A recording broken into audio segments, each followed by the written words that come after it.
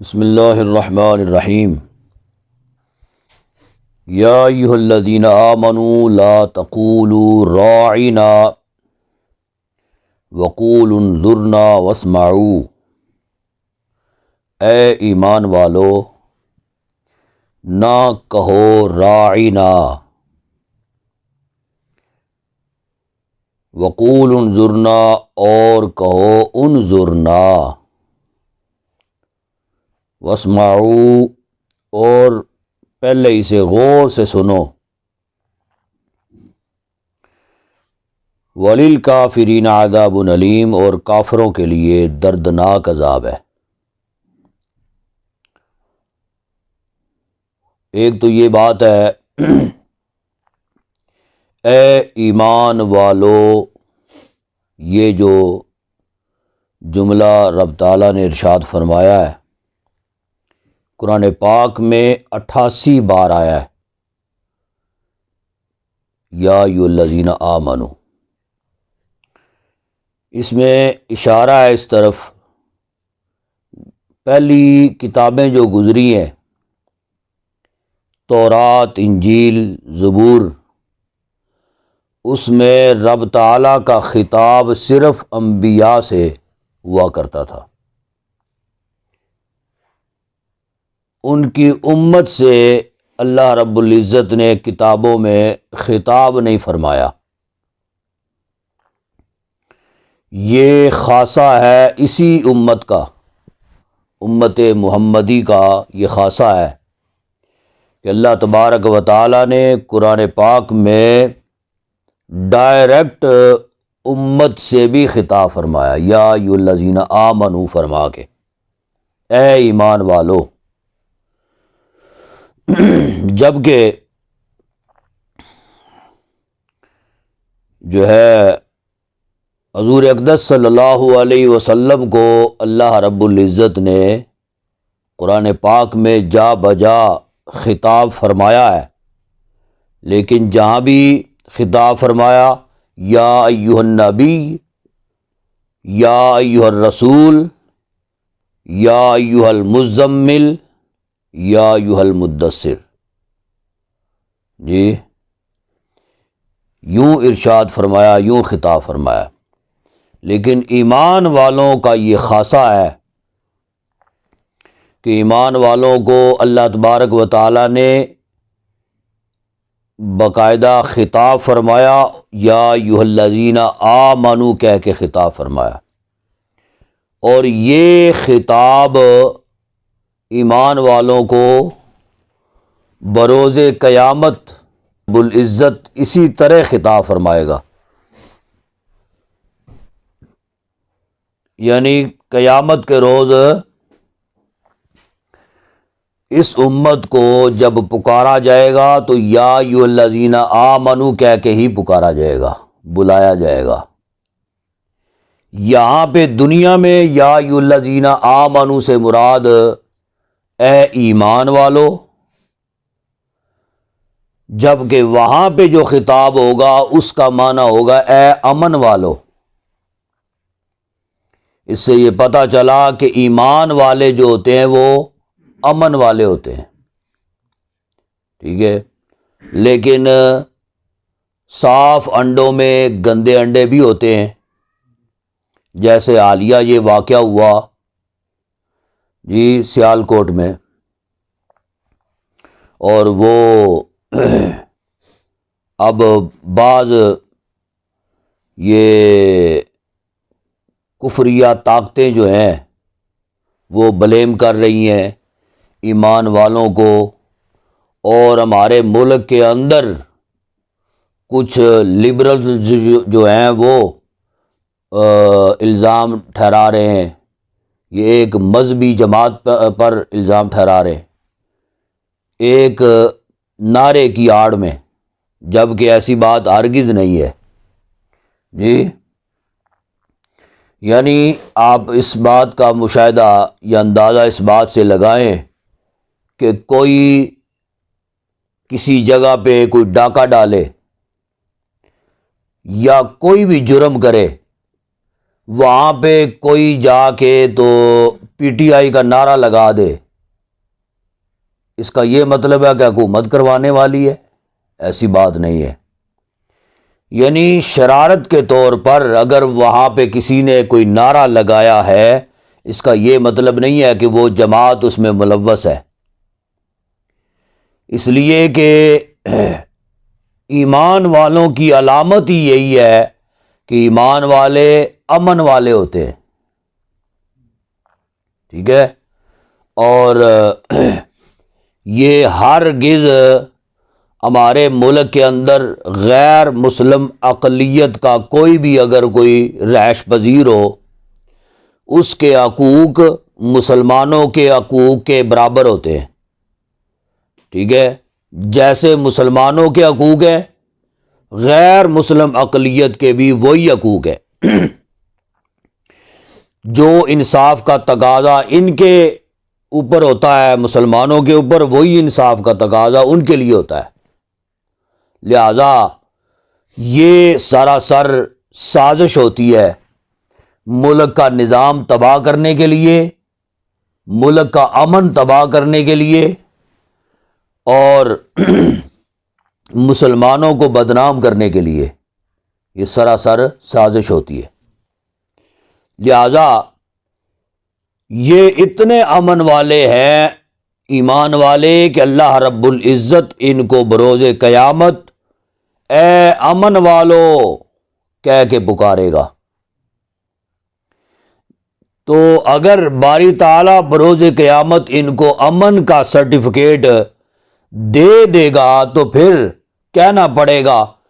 کہ روئے زمین پر سب سے زیادہ امن والی اگر جماعت ہے تو یہ مسلمانوں کی جماعت ہے، ٹھیک ہے نا؟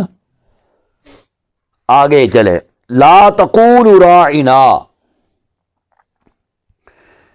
حضور اقدس صلی اللہ علیہ وسلم کی بارگاہ میں صحابہ جب بیٹھا کرتے تھے، نبی کریم صلی اللہ علیہ وسلم کے ارشادات سنا کرتے تھے، حضور نبی کریم صلی اللہ علیہ وسلم اپنے فرامین صحابہ کو سنا رہے ہوتے تھے۔ تو اگر کسی بات کی سمجھ نہیں آتی تھی نا صحابہ کو، کوئی بات رسول اللہ صلی اللہ علیہ وسلم نے ارشاد فرما دی لیکن صحابہ میں سے کسی کو کسی بات کی سمجھ نہ آئی، تو کیا کہا کرتے تھے؟ راعنا، ٹھیک ہے؟ لا کیا کہا کرتے تھے؟ یہ جو فرمایا گیا لا تقولوا راعنا، صحابہ پہلے یہی عرض کیا کرتے تھے، یا رسول اللہ ہماری رعایت فرمائیے، ٹھیک ہے؟ لیکن بعد میں یہ لفظ جو تھا راعنا، یہ لفظ ویسے بھی کچھ درست نہیں تھا۔ حضور اقدس صلی اللہ علیہ وسلم کی بارگاہ کا ادب، اس کا تقاضا یہ تھا کہ یہ لفظ حضور کی بارگاہ میں بولا جانے والا نہیں ہے، یہ درست نہیں ہے۔ تو اس کی ایک وجہ یہ تھی، جو یہودی تھے وہ ان کو نبی پاک صلی اللہ علیہ وسلم کی گستاخی کا موقع مل گیا۔ اب صراحتاً کوئی لفظ بے ادبی اور گستاخی کا اگر وہ بولتے تو یقینی بات ہے کہ صحابہ کو پتہ چل جاتا کہ انہوں نے بے ادبی اور گستاخی کی ہے، تو وہ یقیناً حضور کی بارگاہ کے ادب کے تقاضے کے پیش نظر وہ ضرور بدلہ لیتے، مار کٹائی ہوتی، کچھ نہ کچھ ہوتا۔ اب ان کو یہ لفظ مل گیا، صحابہ تو ادب کے دائرے میں رہ کے کہا کرتے تھے نا راعنا، ٹھیک ہے؟ اور اپنی جو ہے وہ عاجزی انکساری کا مظاہرہ کرتے، یا رسول اللہ اس بات کی سمجھ نہیں آئی لہذا ہماری رعایت فرمائیے، یعنی اس کا مطلب یہ ہے کہ دوبارہ ارشاد فرمائیے۔ لیکن انہوں نے اس لفظ کو تھوڑا سا کھینچ کر بولنا شروع کر دیا، راعینا، ٹھیک ہے، لفظ تو ہے نا راعینا، انہوں نے اس کو کھینچ کے پڑھنا شروع کر دیا راعینا، تو راعینا کا مطلب ہوتا ہے ہمارا چرواہا، ٹھیک ہے، راعینا کا مطلب ہمارا چرواہا، انہوں نے یہ کہنا شروع کر دیا۔ جب وہ اس طرح کہتے تھے، صحابہ اکرام نے حضور اقدس صلی اللہ علیہ وسلم کی بارگاہ میں پھر شکایت کی، یا رسول اللہ ہم تو راعینا کہتے ہیں، تو ہم تو ادب کے دائرے میں رہ کے کہتے ہیں، لیکن یہ جو یہودی ہیں یہ تھوڑا سا لفظ کو بگاڑ کے راعینا کہتے ہیں، اس کا مطلب بنتا ہے ہمارے چرواہے۔ جی، تو حضور اقدس صلی اللہ علیہ وسلم سے جب یہ سوال کیا صحابہ نے، اللہ رب العزت نے یہ آیت کریمہ نازل فرما دی، جس میں اللہ تبارک و تعالی نے یہ ارشاد فرمایا لا تقولوا راعنا، یعنی حضور اقدس صلی اللہ علیہ وسلم کی بارگاہ کا ادب جو ہے اس کا تقاضا یہ ہے کہ کوئی ایسا لفظ جو گو کے صحابہ ادب کے دائرے میں رہ کے ادا کرتے ہیں، لیکن چونکہ اس میں گستاخی کا ایک پہلو نکل رہا ہے، جی گستاخی کا ایک شائبہ ہو رہا ہے، تو لہذا ایسا لفظ جس میں گستاخی کا شائبہ بھی ہو وہ حضور اقدس صلی اللہ علیہ وسلم کی بارگاہ میں نہیں بولنا۔ لہذا اب کے بعد تم لوگوں نے راعنا نہیں کہنا، بلکہ کیا کہنا ہے انظرنا، جس کا مطلب ہے یا رسول اللہ نظر کرم فرمائیے، ٹھیک ہے، ہم پر نظر کرم فرمائیے، یعنی اگر کسی بات کی تم لوگوں کو سمجھ نہ آئے تو اب کی بات راعنا نہیں کہنا بلکہ انظرنا کہنا ہے، ٹھیک ہے، یعنی یا رسول اللہ نظر کرم فرمائیے۔ اور پھر حضور اقدس صلی اللہ علیہ وسلم کی بارگاہ کا ادب یہ ہے، یعنی وہ اتنی نازک بارگاہ ہے، فرمایا کہ واسمعوا، یعنی شروع سے ہی تم بغور سن لیا کرو نا، تمہیں یہ لفظ بھی کہنے کی ضرورت نہ پیش آئے انظرنا، یعنی حضور کی بارگاہ میں جب بیٹھا کرو تو ہماتن گوش ہو کر تم حضور کے فرامین جو ہیں وہ سنا کرو، جی تمہیں یہ کہنے کی بھی ضرورت پیش نہ آئے۔ اور پھر فرمایا وَلِلْكَافِرِينَ عَذَابٌ أَلِيمٌ، یعنی وہ لوگ جو حضور کے گستاخ ہیں، حضور کی گستاخی کے پیش نظر راعینا کہتے ہیں، جی تو یعنی ان لوگوں کو گویا کہ موقع مل گیا گستاخی کا، ایک راستہ انہوں نے گستاخی کا جو ہے نا وہ نکال لیا ہے، تو فرمایا کہ وہ لوگ جو راعینا کہنے والے ہیں، حضور کے بے ادب اور گستاخ ہیں، وہ یقیناً پھر مسلمان نہیں ہے، یا مسلمان اگر کوئی گستاخی کرے تو وہ مسلمان رہتا نہیں ہے، اس لیے فرمایا وَلِلْكَافِرِينَ عَذَابٌ أَلِيمٌ، کافروں کے لیے دردناک عذاب ہے۔ ما يود الذين كفروا من اهل الكتاب ولا المشركين ان ينزل عليكم من خير من ربكم، نہیں چاہتے، ما نہیں، یودو چاہتے، الذین کفروا کافر لوگ، ٹھیک ہے جی، وہ جو کافر ہیں وہ نہیں چاہتے، من اہل الکتابی کتابیوں میں سے، ولا المشرکین اور مشرکوں میں سے، اور نہ مشرکوں میں سے، یعنی وہ جو کافر ہیں کتابی ہوں یا مشرک ہوں وہ یہ نہیں چاہتے، کیا نہیں چاہتے، ان ينزل علیکم من خیر من ربکم، کہ نازل ہو، ینزل نازل ہو، علیکم تم پر، من خیر کوئی بلائی، من ربکم تمہارے رب کی طرف سے. ٹھیک ہے، یعنی یہ کافر لوگ جو ہیں وہ کافر چاہے کتابیوں میں سے ہوں یا بت پرستوں میں سے ہوں، وہ چاہتے ہی نہیں ہے کہ تم پر کوئی بلائی نازل ہو تمہارے رب کی طرف سے. اللہ رب العزت آگے جواب ارشاد فرما رہا ہے، واللہ یختص برحمتہ من یشاء. فرمایا کہ اللہ خاص فرماتا ہے، یختص خاص فرماتا ہے، برحمتہ اپنی رحمت کے ساتھ، من یشاء جسے چاہتا ہے. یعنی اپنی رحمت کے ساتھ جسے چاہتا ہے اللہ خاص فرما لیتا ہے. جس پر بلائی نازل کرنے کا اللہ رب العزت ارادہ فرماتا ہے، اللہ ان کو چن لیتا ہے جس پر بلائی نازل فرماتا ہے. تو جس پر اللہ چاہے اپنی رحمت نازل کرنے کے لیے اللہ چن لیتا ہے، یعنی خاص فرما لیتا ہے. واللہ ذو الفضل العظیم، اور اللہ بڑے فضل والا ہے. یعنی صحابہ کرام رضوان اللہ تعالی علیہم اجمعین کو اللہ رب العزت خطاب فرما رہا ہے، اے مسلمانوں، کفار کی جو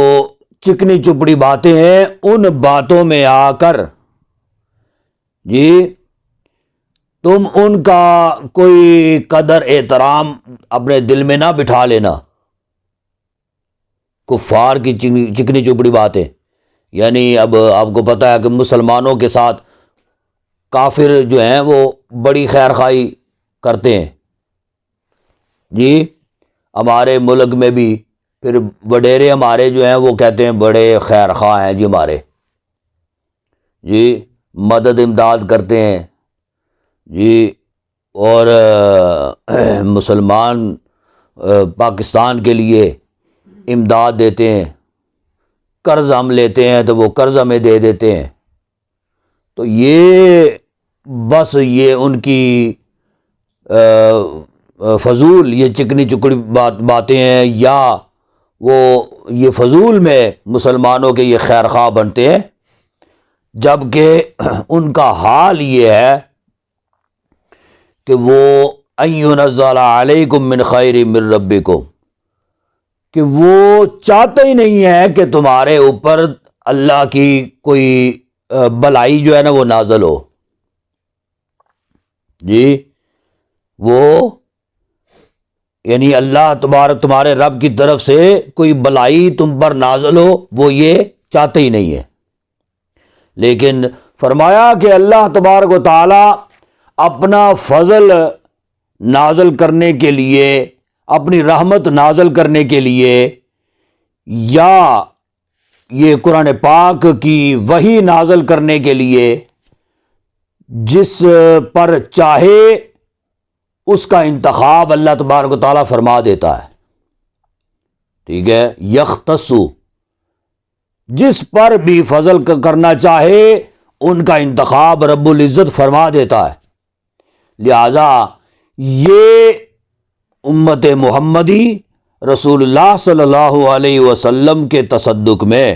اور خود حضور اقدس صلی اللہ علیہ وسلم کا انتخاب اللہ تبارک و تعالیٰ نے فرما دیا. جب ان کا انتخاب فرما دیا ہے تو پھر ان کی باتوں میں آنے کی ضرورت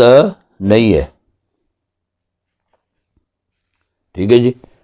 ما ننسخ من آیات او ننسیہا نأتی بخیر منہا او مثلیہا. جو ہم منسوخ کر دیں، ٹھیک ہے، ما جو ننسخ ہم منسوخ کر دیں، من آیاتن کوئی آیت، او ننسیہا یا بھلا دیں اس کو، نأتی بخیر منہا لے آتے ہیں ہم اس سے بہتر. خیر بہتر منہا اس سے، ہم اس سے بہتر لے آتے ہیں، او مثلیہا یا اس جیسی لے آتے ہیں۔ الم تعلم ان اللہ علی کل شیء قدیر، کیا تمہیں خبر نہیں یا تم جانتے نہیں کہ بے شک اللہ ہر چیز پر قادر ہے۔ الم تعلم ان اللہ لہ ملک السماوات والارض، اور کیا تم نہیں جانتے کہ بے شک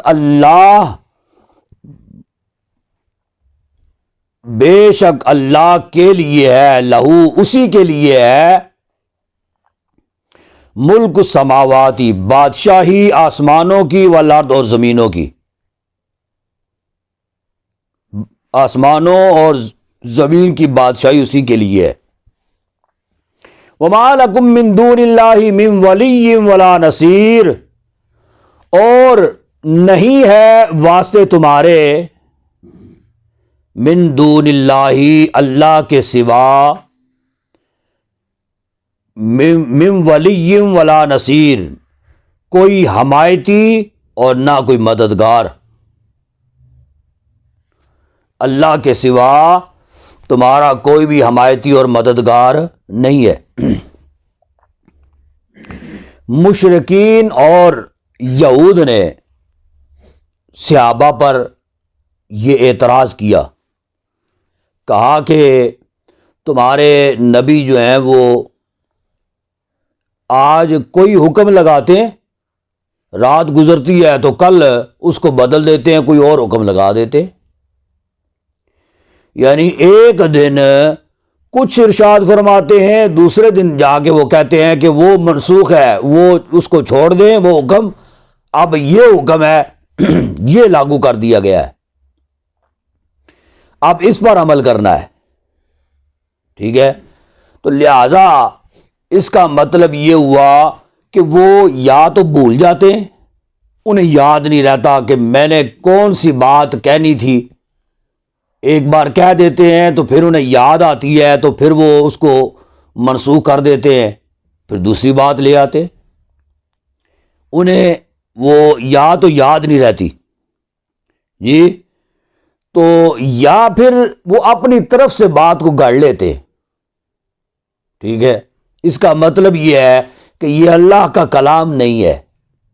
اپنی طرف سے بات گڑھتے ہیں، سنا دیتے ہیں، دوسرے دن انہیں یاد نہیں رہتا کہ میں نے کون سا حکم لگایا تھا، کون سی بات کہی تھی، دوسرے دن اور بات کہہ دیتے ہیں جو اس کے برعکس ہوتی ہے۔ اس کا مطلب یہ ہے کہ یہ اللہ کا کلام نہیں ہے۔ یعنی مثال کے طور پر ابتداً یہ زانی جو ہے، زنا کرنے والا، اس کے بارے میں حکم تھا فَعَزُوهُمَا، کہ اس کو جو ہے وہ ایذا دی جائے، جی یہ کوئی قید نہیں لگائی کتنی ایذا دینی ہے، بس ایذا دی جائے۔ پھر وہ حکم بدل گیا، پھر یہ حکم آ گیا کہ اس کو قید کر دیا جائے، جو زانی ہے اس کو قید کر دیا جائے، پھر یہ حکم بھی منسوخ ہو گیا، پھر یہ حکم آ گیا کہ جو زانی ہے اس کو 100 کوڑے لگائے جائیں، ٹھیک ہے۔ اسی طرح ابتداً جو ہے اسلام میں شراب حلال تھی، بعد میں یہ حرام قرار دے دی گئی، حرام ہو گئی، اور بے شمار احکامات۔ شروع میں جو عدت ہے، بیوہ کی عدت، جس کا خاوند فوت ہو جائے، اس کی عدت 1 سال تھی، بعد میں یہ 4 ماہ 10 دن کر دی گئی، ٹھیک ہے۔ البتہ یہ احکامات بدلتے رہے۔ انہوں نے اعتراض کیا، کہا کہ جی دیکھو پہلے یہ حکم تھا، پھر یہ ہو گیا، پہلے یہ تھا، پھر یہ ہو گیا۔ اس کا مطلب یہ ہے کہ یہ تمہارے نبی جو ہیں وہ بھول جاتے ہیں، انہیں یاد ہی نہیں رہتا کیا میں نے پہلے کہا تھا، اب کیا کہہ رہا ہوں، انہیں یاد نہیں رہتا۔ دوسری بار کہتے ہیں، اس سے اگلے دن پھر اس کو بھی جو ہے وہ منسوخ کر دیتے ہیں، پھر اور حکم لے آتے ہیں، کہتے ہیں کہ اب اس پہ عمل کرنا ہے جی۔ تو لہذا یہ بات، تو اس کے بارے میں یہ آیات کریمہ نازل ہوئی جس میں بتایا گیا، شروع میں آپ کو پتہ ہے کہ حضرت آدم علیہ الصلوۃ والسلام، ان کی شریعت میں بھائی بہن کا نکاح آپس میں جائز تھا۔ یہ سلسلہ چلتا رہا تو حضرت نوح علیہ الصلوۃ والسلام کا زمانہ آیا، ان کے زمانے میں آ کر یہ حکم تبدیل ہو گیا، ٹھیک ہے، بھائی بہن کا نکاح پھر منسوخ ہو گیا۔ اسی طرح ابتداً تمام جانور جو ہیں وہ حلال تھے، بعد میں موسیٰ علیہ الصلوۃ والسلام کے دور میں کچھ جانور حلال رہے، کچھ حرام ہو گئے۔ حضور اقدس صلی اللہ علیہ وسلم کے دور مبارک میں آ کر مزید کچھ حرام ہو گئے اور کچھ جو ہے نا وہ حلال رہے۔ اسی طرح یہ احکامات جو ہیں وہ، یعنی اب آپ اندازہ لگائے، شریعت عیسوی میں، شریعت موسوی میں جو احکامات تھے، بعد میں شریعت عیسوی آئی، وہ احکامات پچھلے منسوخ ہو گئے۔ پھر حضور اقدس صلی اللہ علیہ وسلم کا دور آیا، شریعت عیسوی کے احکامات وہ بھی منسوخ ہو گئے جی۔ شریعت موسوی کے تو پہلے منسوخ تھے، پھر حضور کا دور آیا تو شریعت عیسوی کے احکامات وہ بھی منسوخ ہو گئے۔ تو یہ وقتاً فوقتاً احکامات آتے رہے، لیکن جب آخری دور نبی پاک صلی اللہ علیہ وسلم کا تھا تو یہ آیت کریمہ جب نازل ہو گئی، الیوم اکملت لکم دینکم واتممت علیکم نعمتی ورضیت لکم الاسلام دینا، کہ اب کے بعد، آج کے بعد تمہارا دین کامل ہو گیا، مکمل ہو گیا ہے جی، اور دین کو ہم نے تمہارے لیے پسند کر لیا ہے۔ اور یہ جب حکم نازل ہو گیا، اس کے بعد کوئی بھی حکم منسوخ نہیں ہوا۔ تو اصل میں بعض احکامات ایسے تھے، ان میں یکدم کوئی حکم نازل کرنا دشوار تھا۔ یعنی شروع میں شراب جو ہے وہ حلال تھی، پہلے لوگ اس قدر شراب پیا کرتے تھے کہ جیسے پانی پیتے ہیں، پانی کی جگہ پہ وہ شراب پیتے تھے جی، جیسے پانی پیا جاتا ہے ایسے وہ شراب پیا کرتے تھے، اس قدر شراب جو ہے وہ چلتی تھی۔ تو یکدم اس کی حرمت اگر نازل ہو جاتی تو بڑی دشواری ہونی تھی، بڑی مشکل بننی تھی۔ اس وجہ سے وقتاً فوقتاً شراب کی حرمت کے احکامات جو ہے نا وہ نازل ہوئے۔ پہلے شراب سے روکا گیا، پھر شراب سے جو ہے نا پابندی لگائی گئی، لیکن اوقات مقرر کر دیے گئے کہ فلاں وقت سے فلاں وقت تک شراب نہیں پینی ہے، فلاں وقت سے فلاں وقت تک پی لیا کرے۔ انہوں نے کہا کہ چلیں جی، اب چھوٹ تو ہے نا کچھ، فلاں وقت سے فلاں وقت تک منع کیا گیا، یعنی زور سے لے کر عشاء تک نہیں پینی، عشاء کے بعد آپ پی لیا کریں، پھر اس کے بعد فجر کی نماز ادا کریں، اس سے پہلے کچھ ٹائم کے لیے روک دیں تاکہ کوئی غنودگی یا کوئی نشہ وغیرہ جو ہے وہ کوئی ایسا معاملہ نہ ہو نماز میں۔ تو پھر اس کے بعد جو ہے فجر کے بعد پھر پی لیا کرے، زور تک ٹائم ہے، پی لیا کرے۔ اب انہوں نے اتنی پابندی جو ہے، جتنی پابندی لگائی گئی تھی اس پر عمل کرنا شروع کر دیا۔ یکدم کہا جاتا شراب حرام ہو گئی ہے تو وہ جو پانی کی طرح پیا کرتے تھے ان کے لیے تو بڑی دشواری بن جانی تھی۔ اس وجہ سے احکامات جو ہے نا وہ آہستہ آہستہ بدلتے رہے۔ تو فرمایا کہ یہ احکامات ما ننسخ من آیت او ننسیها نأتی بخیر منها ومثلها، فرمایا کہ جب بھی کوئی آیت ہم منسوخ کرتے ہیں یا ہم اس کو بلا دیتے ہیں تو ہم اس سے بہتر لے آتے ہیں، اگر بدلتے ہیں تو اس سے ہم بہتر لے آتے ہیں، یا اس کی مثل ملتی جلتی آیت کریمہ وہ لے آتے ہیں، نازل کر لیتے ہیں۔ تو یہ تم قید اللہ تبارک و تعالیٰ پر کیسے لگا سکتے ہو کہ اللہ تبارک و تعالیٰ احکامات کو بدل نہیں سکتا، یہ کیسے ہو سکتا ہے؟ الم تعلم ان اللہ علی کل شیء قدیر، جی کہ تمہیں پتہ ہونا چاہیے، خبر ہونی چاہیے کہ اللہ تبارک و تعالیٰ ہر چیز پر قادر ہے، وہ جو چاہے کر سکتا ہے۔ ٹھیک ہے، آج آگے، ام تریدون ان تسألوا رسولکم کما سئل موسیٰ من قبل، کیا ارادہ کرتے ہو تم؟ تریدون، ام کا معنی کیا، تریدون تم ارادہ کرتے ہو یا تم چاہتے ہو، کیا تم یہ چاہتے ہو کہ تم سوال کرو اپنے رسول سے، یعنی حضور اقدس صلی اللہ علیہ وسلم سے، کما سئل موسیٰ، جیسے سوال کرتے تھے موسیٰ سے، من قبل، اس سے پہلے، یعنی موسیٰ علیہ السلام کے دور میں بنی اسرائیلی بات بات پر موسیٰ علیہ السلام سے سوال کیا کرتے تھے۔ کوئی بھی بات ہوتی تھی آگے موسیٰ علیہ السلام کے سامنے یہ جو شکایتیں کرتے ایک دوسرے کی، سوالات پہ سوالات کرتے، یہ ایسے کیوں ہے، یہ ایسے کیوں ہے، یہ ایسے کیوں ہے، ایسے ہونا چاہیے، اس کو ایسے کر دیا گیا کیوں، جی بات بات پہ وہ سوال کرتے تھے موسیٰ علیہ السلام سے۔ تو وہ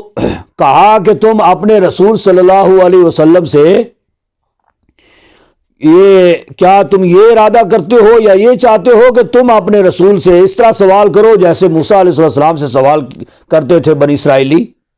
اس سے پہلے سوال کرتے تھے۔ وَمَن يَتَبَدَّلِ الْكُفْرَ بِالْإِيمَانِ، اور جو ایمان کے بدلے کفر لے،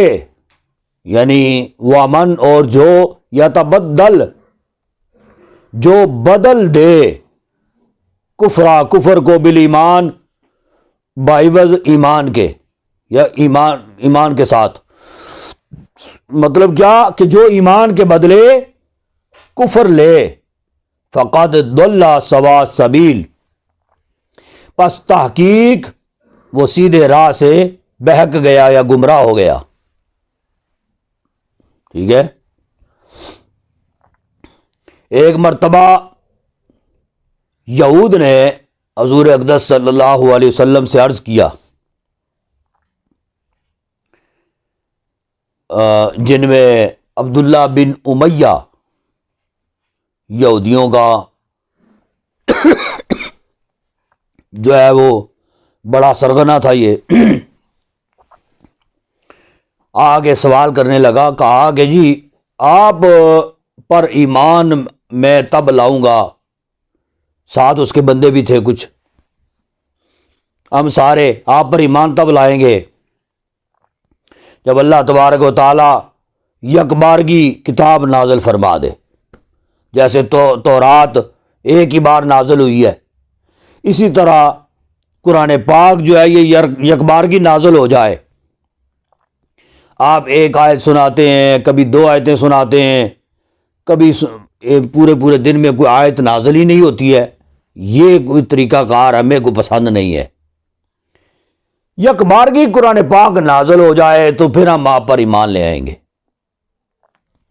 یا پھر ہمیں کوئی ایسا معجزہ دکھائیے جیسے موسیٰ علیہ السلام نے پتھر پر عصا مارا، پانی کے چشمے جاری ہو گئے، اسی طرح کو پانی کے چشمے جاری کر دیں ہمیں، پھر ہم ایمان لائیں گے۔ یا آپ کا گھر جو ہے یہ سونے کا ہونا چاہیے، آپ پیغمبر ہیں، نبی ہیں، اللہ کے بڑے مقبول ہیں، اللہ کے بڑے نزدیک ہیں، تو آپ تو یہ غریبی کی زندگی گزار رہے ہیں، چاہیے تو یہ کہ آپ کا سونے کا گھر ہونا چاہیے، یا جو ہے آپ ہمیں ایسے اڑتا ہوا دکھا دیں، آسمانوں کی طرف جائیں پھر واپس آ جائیں، ہم آپ کو دیکھیں کہ یہ اڑتے ہوئے جا رہے ہیں۔ ٹھیک ہے، تو وہ کسی نے کہا کہ یار یہ باقی باتیں تو چھوڑو نا، یہ تو بڑی بڑی باتیں ہیں، بس ہمیں کتاب جو ہے نا قرآن پاک یہ یکبارگی نازل کروا دیں، بس ہم ایمان لے آئیں گے۔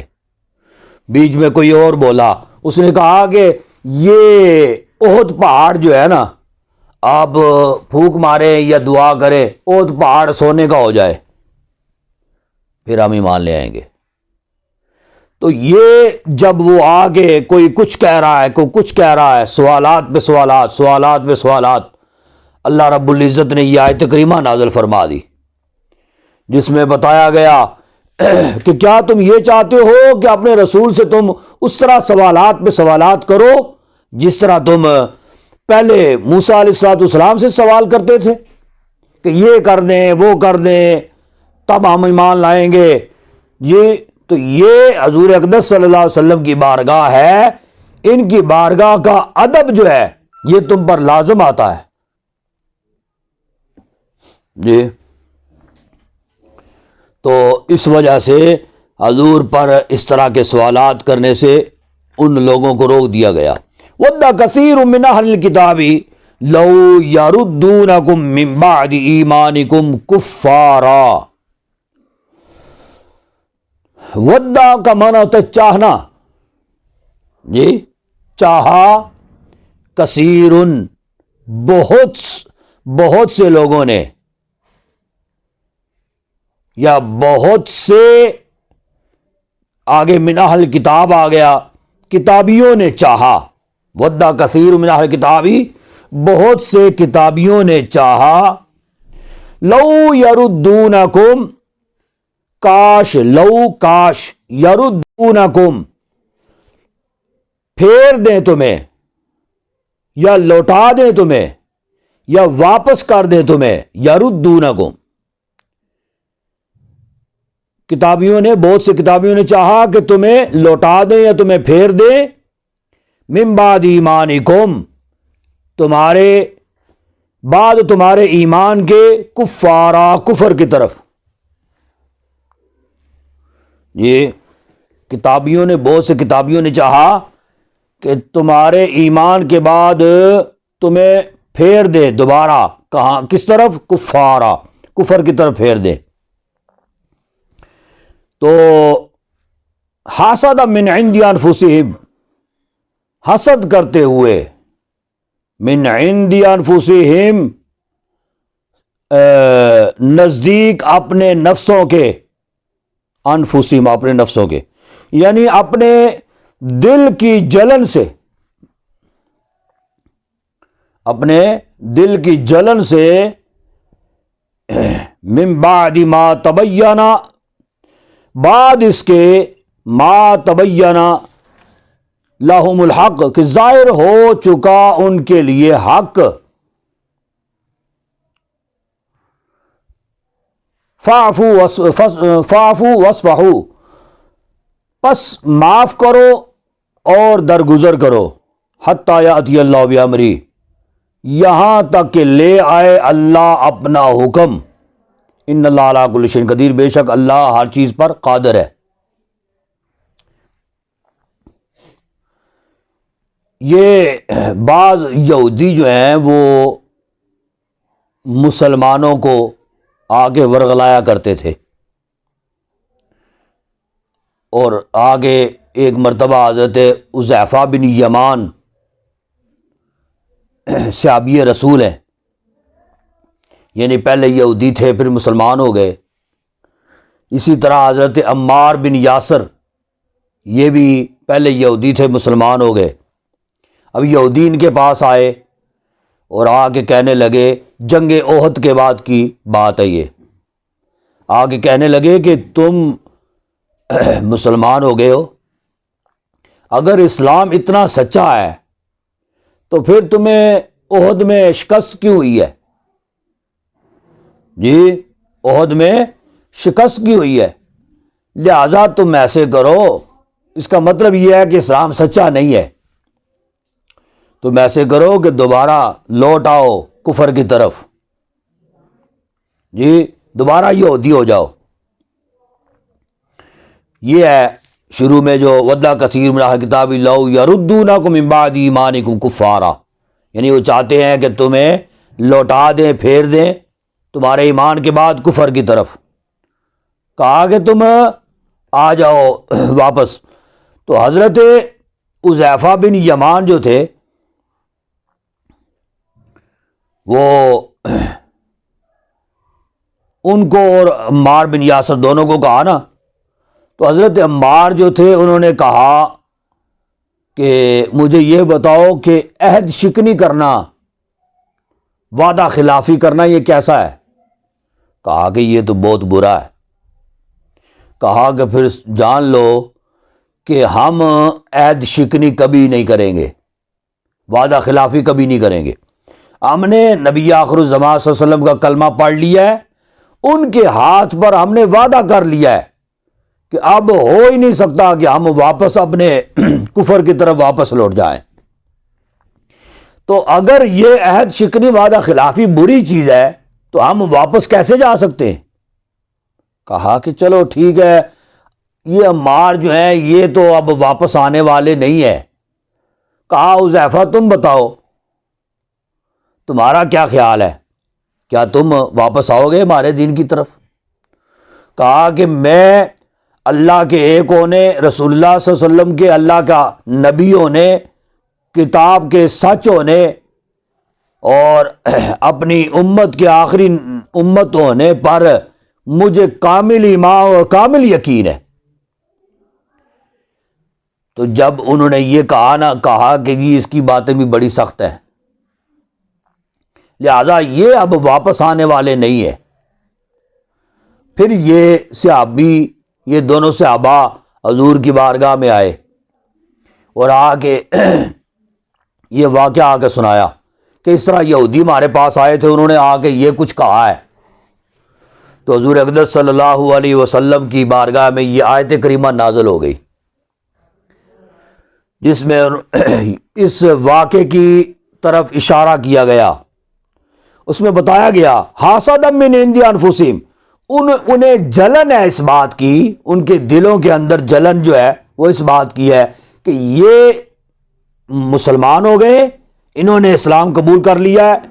ہم نے اسلام قبول نہیں کیا، بس اپنے وڈیروں کو خوش کرنے کے لیے جی، لہذا یہ کامیاب ہو گئے۔ اس بات کو وہ جانتے ہیں کہ یہ حق ہے، من بعد ما تبین لهم الحق، جی کہ یہ اسلام ہی حق ہے،